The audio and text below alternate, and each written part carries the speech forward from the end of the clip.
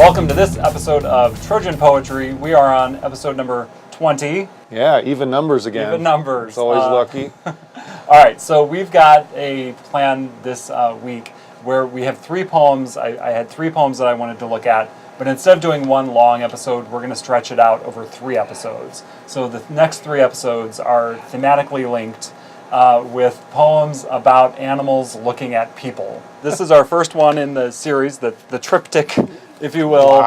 This is a poem by Carlos Drummond de Andrade, who is a Brazilian poet. He wrote in Portuguese, and the poem was translated by Mark Strand.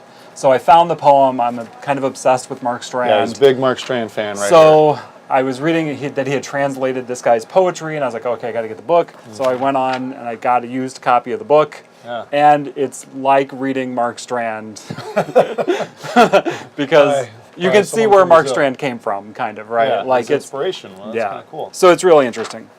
Okay, so this poem is called An Ox Looks at Man from 1951. They are more delicate even than shrubs, and they run and run from one side to the other, always forgetting something. Surely they lack I don't know what basic ingredient, though they present themselves as noble or serious at times. Oh, terribly serious, even tragic. Poor things, one would say that they hear neither the song of air nor the secrets of hay. Likewise, they seem not to see what is visible and common to each of us in space. And they are sad, and in the wake of sadness they come to cruelty. All their expression lives in their eyes, and loses itself to simple lowering of lids to a shadow. And since there is little of the mountain about them, nothing in the hair or in the terribly fragile limbs but coldness and secrecy, it is impossible for them to settle themselves into forms that are calm, lasting, and necessary. They have, perhaps, a kind of melancholy grace 1 minute, and with this they allow themselves to forget the problem and translucent inner emptiness that make them so poor and so lacking when it comes to uttering silly and painful sounds, desire, love, jealousy. What do we know? Sounds that scatter and fall in the field like troubled stones and burn the herbs in the water. And after this, it is hard to keep chewing away at our truth. That is the most philosophical ox I have ever met. Wow. He is casting thoughts from this ox. He is casting a cold eye on humanity. Stank eye, if you will. Yeah, he really is. And I just, I don't know if Mark Strand has any poems written from the perspective of animals. I mean, I've read a lot of Mark Strand, and I don't think he does. Mm-hmm. So I thought this was interesting, because there are some poems in the book that seem very much more like Mark Strand. Okay. So this was kind of an outlier, I thought. Just in that angle, right, in that perspective. It's kind of a cool conceit. I don't know why he picked the ox. I don't know if that's something that you were going to talk about. Why that animal in particular? Maybe in Brazil they're more common. I'm sorry, I don't know. Yeah, sorry, I'm pressuring you here. But there were just some lines that really stuck out. They're about a quarter of the way down. Poor things, one would say that they hear neither the song of air nor the secrets of hay. What are the secrets of hay? I'm not an ox. I don't know. Yeah, that's something that we'll never know, or we need to be more like an ox to find out. We need to eat some hay. Yeah. Likewise, they seem not to see what is visible and common to each of us in space. Right. This seems to be a creature that is saying, "Hey, there is space. You guys are too in your heads, maybe, and you need to go back to maybe a more physical existence." Mm-hmm. And I really like the line.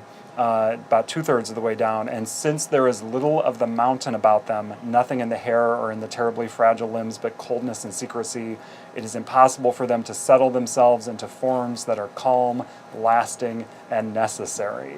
Right? When you think of an ox, you think of a mountain, right? And when you think of people, he calls us we're fragile, and we don't like to think we're fragile, but clearly to an ox, kind of like in the pity poem, right, with the mule that was getting beaten. The ox is right. The mule could have been strong, but it wasn't. It chose not to. And here is an ox, and here is an ox saying, "Yeah, you guys are fragile, right?" Right. Well, we're like stick figures. We're wimps, basically. Is kind of what it's saying, right? And then the one confusing part I really didn't get was like near the very end when the parentheses, "What do we know?" And I don't know what that is. I don't know who's saying that or who's thinking it, how it exactly ties in from the previous line. So that would be kind of my question, maybe. Well, I mean, again, to go back to that pity poem of the guy whipping the mule, you know, when the ox or the speaker says, when it comes to uttering silly and painful sounds, desire, love, jealousy, what do we know? You know, like you think of an ox just snorting and making, you know, like animals, the sounds that they make, silly and painful sounds. So maybe he's saying it's easier for animals to express those base kind of, you know, responses or emotions than people can, than humans can. Or is he saying, what do we know about desire, love, and jealousy? Like, what do oxes know about that? Yeah, as an animal, I'd have no idea, so I don't, it doesn't make sense to me, right? It's like it doesn't compute. I also like that, settle themselves into forms that are calm, lasting, and necessary. I think of like when an ox folds its legs under and sits down on the ground, right? Or when, you know, how animals can just stand there, you know, still for a long time, where people are always hustling and bustling around and everything.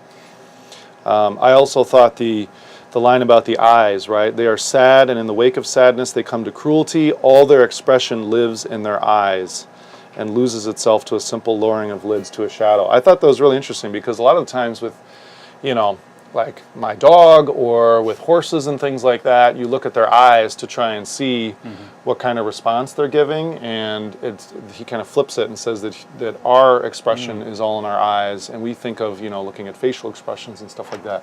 So it's almost like he's comparing us to animals in that way. I don't know if that makes sense. I don't know.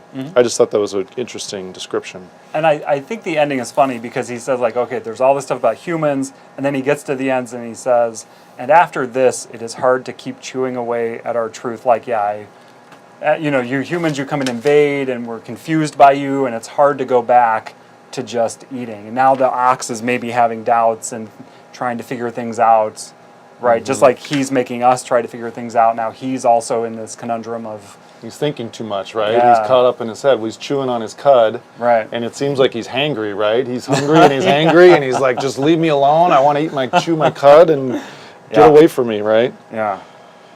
So, I don't know. It's a really cool conceit. I mean, to think of this animal that you don't think is thinking at all, like a cow, basically, and have them be this deep philosophical observer, you know? Right.